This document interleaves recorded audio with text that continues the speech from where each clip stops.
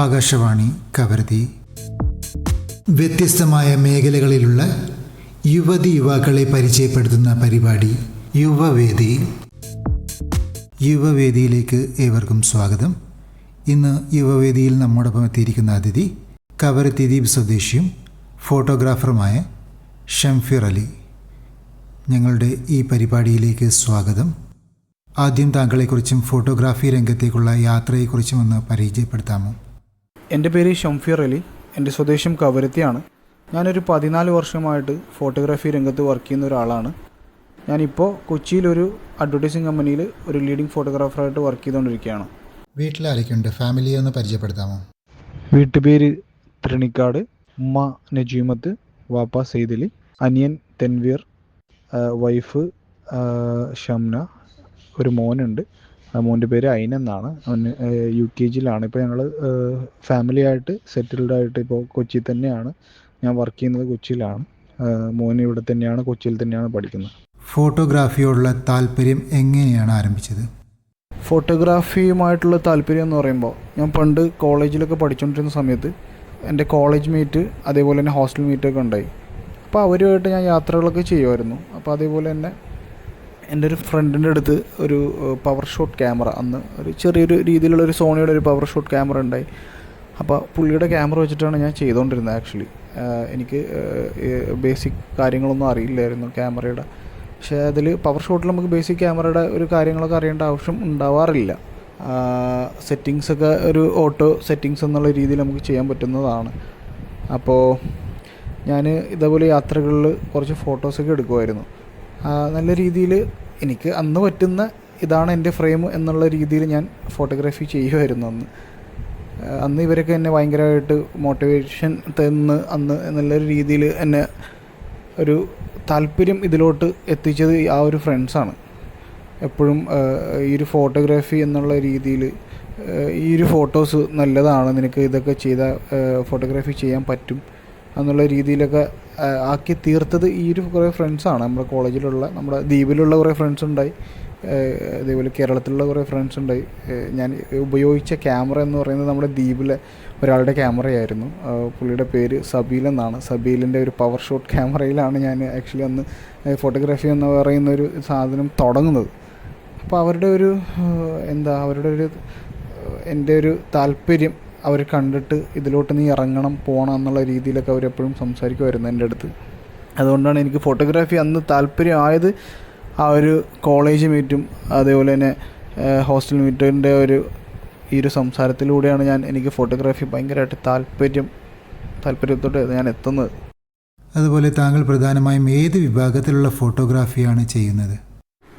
ഞാൻ ഏത് മേഖലയിലുള്ള ഫോട്ടോഗ്രാഫി എന്ന് പറയുമ്പോഴേക്കും ഞാൻ actually food photography, product photography എന്നുള്ള രീതിയിലാണ് ഞാനിപ്പോൾ ആക്ച്വലി ഫോക്കസ് ചെയ്തുകൊണ്ടിരിക്കുന്നത്. എനിക്ക് കുറേ ക്ലയൻസ് ഉണ്ട്. ഞാനൊരു ഒരു അഡ്വർടൈസിങ് കമ്പനിയിലാണ് വർക്ക് ചെയ്യുന്നത്. ഞാനൊരു 10 വർഷമായിട്ട് അഡ്വർടൈസിങ് കമ്പനിയിലാണ് വർക്ക് ചെയ്യുന്നത്. ഇപ്പോൾ ഒരു 10 വർഷമായി. അപ്പോൾ അതിൽ നമുക്ക് എല്ലാ മേഖലയിലുള്ള ഫോട്ടോഗ്രാഫി വർക്ക്സും കാര്യങ്ങളൊക്കെ ഉണ്ട്. ഇപ്പോൾ ഏറ്റവും കൂടുതൽ ഞാൻ വർക്ക് ചെയ്യുന്നത് ഇതേപോലെ തന്നെ പ്രൊഡക്റ്റ്, ഫുഡ് എന്നുള്ള രീതിയിലാണ് ഞാൻ വർക്ക് ചെയ്യുന്നത്. അതിലാണ് ഏറ്റവും കൂടുതൽ കോൺസെൻട്രേഷൻ ഞാൻ ചെയ്തുകൊണ്ടിരിക്കുന്നത്, ഒരു ഫോക്കസ് ചെയ്യുന്നത് അതിലാണ്. അതേപോലെ തന്നെ എനിക്ക് പുറത്ത് ക്ലയൻസ് ഉണ്ട്. ഞാൻ ഇൻഡിപെൻഡൻ്റായിട്ട് ഞാൻ പുറത്ത് വർക്ക് ചെയ്യും. അങ്ങനത്തെ ഒരു ഏജൻസി അല്ലാതെ ഞാൻ പുറത്തും ക്ലയൻസിന് വർക്ക് ചെയ്യും.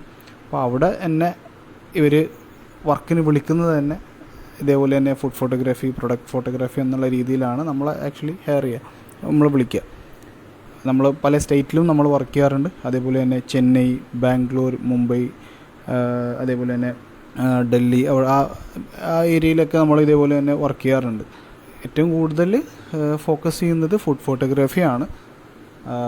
അതേപോലെ തന്നെ എല്ലാ വർക്കും നമ്മൾ ചെയ്യാറുണ്ട്, എല്ലാ മേഖലയിലുള്ള ഫോട്ടോഗ്രാഫിയും നമ്മൾ ചെയ്യാറുണ്ട്. എന്നാൽ പോലും നമുക്ക് സാഹചര്യം വെച്ചിട്ട് ചിലപ്പോൾ നമുക്ക് ഒരു ഫാഷൻ ഫോട്ടോഗ്രാഫി ആയിരിക്കും ചിലപ്പോൾ നമുക്ക് വരുന്നത്. അപ്പോൾ നമ്മൾ ആ ഫാഷൻ ഫോട്ടോഗ്രാഫി ചെയ്യില്ല എന്നുള്ള രീതിയിൽ നമ്മൾ മാറിപ്പോവാറില്ല. അതേപോലെ തന്നെ ആ ഒരു വർക്ക് എടുത്ത് നമ്മൾ ചെയ്യാറുണ്ട്. നമുക്ക് ക്ലയൻസിൻ്റെ വർക്ക്സ് എങ്ങനത്തെ എന്നുള്ള രീതിയിൽ ആ രീതിയിൽ നമ്മൾ വർക്ക് ഏറ്റെടുത്ത് ചെയ്യാറുണ്ട്. ഒരു നല്ല ഫോട്ടോഗ്രാഫറാകാൻ ഏറ്റവും പ്രധാനമായി വേണ്ട കഴിവുകൾ എന്തൊക്കെയാണ് ശ്രദ്ധിക്കേണ്ടത്? പ്രധാനമായിട്ടുള്ള കഴിവുകളെന്ന് പറയുമ്പോൾ നമുക്ക് ക്യാമറ ബേസിക്സ് ആയിട്ടുള്ള കുറേ കാര്യങ്ങൾ പഠിക്കാനുണ്ട്. ആദ്യം തന്നെ ക്യാമറ ബേസിക് കാര്യങ്ങളൊക്കെ പഠിക്കുക. അതുപോലെ തന്നെ കോമ്പോസിഷൻ, അതിന് ഒരാളെ ഒബ്സർവ് ചെയ്യാനുള്ള ഒരു ഫ്രെയിം എങ്ങനെയാണ്, നമുക്ക് ആ ഫ്രെയിമിൽ എന്തൊക്കെ ഉണ്ടാവണം, അതിനൊരു ഒബ്സർവേഷൻ ചെയ്ത് നമുക്ക് ആ ഒരു ഫ്രെയിം എങ്ങനെയാണ് ബിൽഡ് ചെയ്തെടുക്കാൻ പറ്റുക എന്നുള്ള സാധനം നമ്മളിൽ ഉണ്ടാവണം. ക്ഷമ വേണം. ഒരു വൈൽഡ് ലൈഫ് ഫോട്ടോഗ്രാഫറൊക്കെ ആണെങ്കിൽ നമുക്ക് നല്ല രീതിയിൽ ക്ഷമ വേണം. ക്ഷമ മെയിനായിട്ടുള്ളൊരു കാര്യമാണ് ഫോട്ടോഗ്രാഫിയിൽ.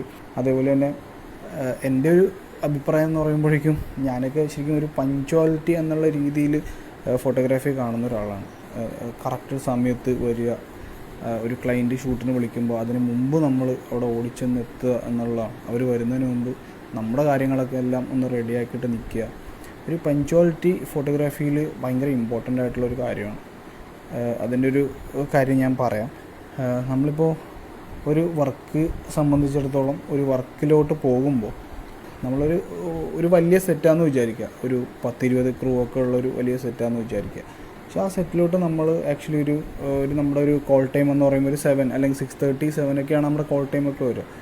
നമ്മൾ 7 കോൾ ടൈം ഇട്ടിട്ട്, പക്ഷെ നമ്മൾ ആ ഒരു ഫോട്ടോഗ്രാഫർ എന്നുള്ള രീതിയിൽ നമ്മൾ അവിടെ ഒരു 8 മണിക്കോ 9 മണിക്കോ ഒക്കെ പോയി കഴിഞ്ഞാൽ അവിടുത്തെ എല്ലാവരുടെയും ആ ഒരു ഭാവം, ആ ഒരു വ്യത്യാസം നമുക്ക് അറിയാൻ പറ്റും. കാരണം പിന്നെ നമുക്ക് അവിടെ പോകുമ്പോൾ നമുക്ക് ആ ഒരു വർക്ക് എന്നുള്ള രീതിയിൽ അവർ ഉറപ്പായിട്ടും നമ്മൾ ആ ഒരു വർക്കിന് മിക്കവാറും വിളിക്കാൻ ഒരു ചാൻസും ഇല്ല. അതാണ്.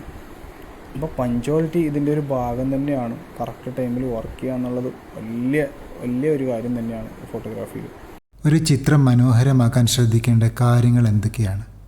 ഒരു ചിത്രം മനോഹരമാക്കാൻ ശ്രദ്ധിക്കേണ്ട കാര്യങ്ങളെന്ന് പറയുമ്പോൾ ആ ഒരു ചിത്രത്തിൽ ഏറ്റവും ഇമ്പോർട്ടൻ്റ് ആയിട്ട് നമ്മൾ കാണേണ്ടത് അതിൻ്റെ ഫ്രെയിമിംഗ് ആണ്.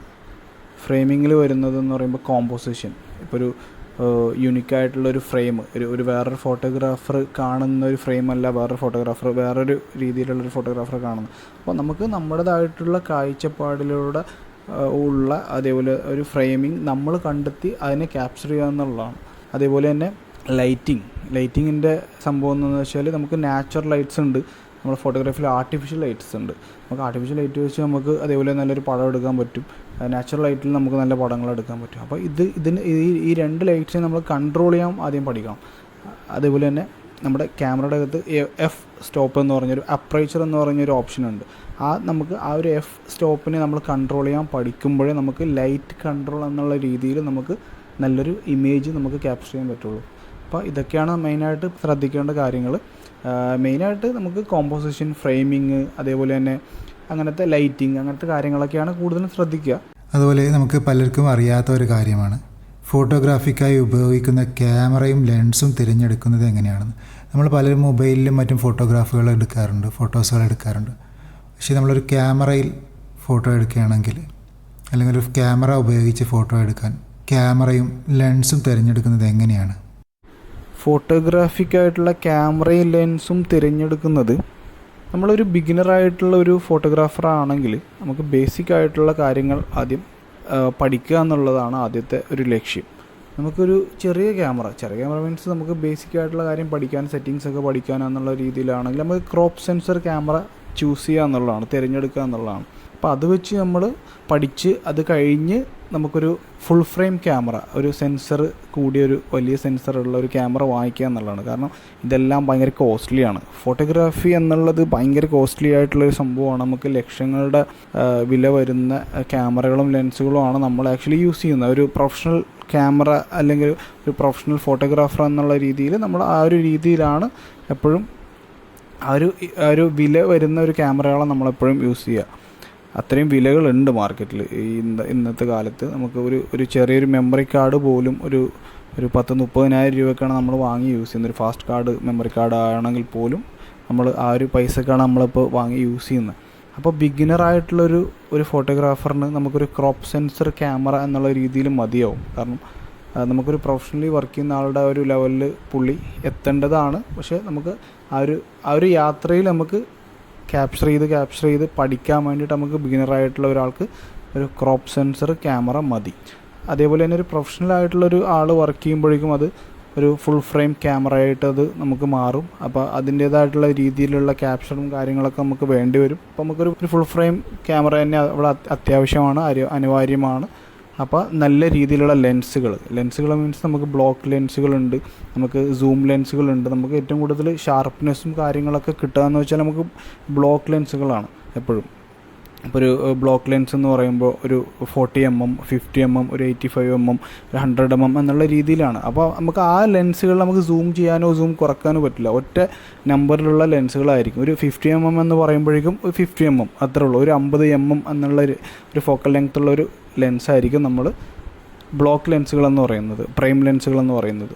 അതുപോലെ തന്നെ സൂം ലെൻസ് എന്ന് പറയുമ്പോഴേക്കും നമുക്ക് സൂം ചെയ്യാനും ഒരു വൈഡിലോട്ട് വരാനും സൂം ചെയ്യാനുമുള്ള ആ ഒരു രീതിയിലുള്ള ലെൻസിന് നമ്മൾ സൂം ലെൻസ് എന്ന് പറയുന്നത്. ഇപ്പോൾ ഒരു സൂം ലെൻസ് ഒരു ഫോർ എക്സാമ്പിൾ നമുക്കൊരു 70-200 എന്ന് പറയുന്ന ഒരു ലെൻസ്, ഒരു 70-200 എന്നുള്ള രീതിയിലുള്ള ലെൻസ് നമുക്ക് നമ്മുടെ വിപണിയിൽ എപ്പോഴും ഉണ്ടാവും.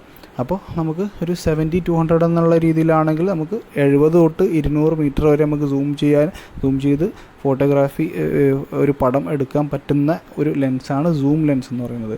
ബ്ലോക്ക് ലെൻസ് എന്ന് പറയുമ്പോൾ, പ്രൈം ലെൻസ് എന്ന് പറയുമ്പോൾ നമുക്ക് സൂം ചെയ്യാൻ പറ്റില്ല.